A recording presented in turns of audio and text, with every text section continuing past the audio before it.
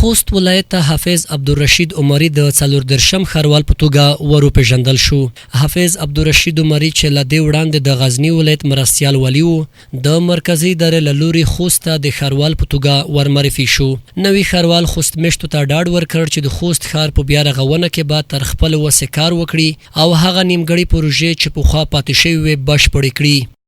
Amigo, طرف ته اطمینان درکوو د خیسو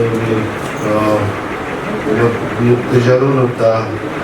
او د خیس مشتو خلکو ته چې انشاءالله میگو کسی په کامله معنا خدمت کو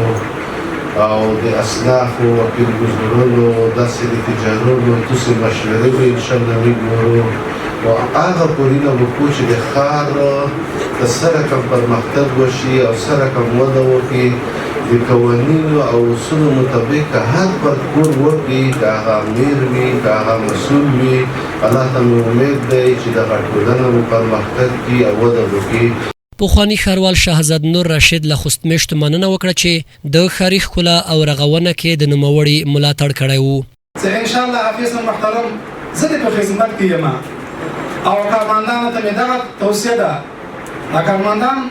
دغه اداره چې دومره په مخ لاړه دا یوازې د ما هغه لیاقت او صلاحیت دا نه و، بلکې دا هغه کارمندان هغه مخلص ملګري ما سره ول چې په ښاروالي باندې په خپل وطن باندې اغاز نه بلیده.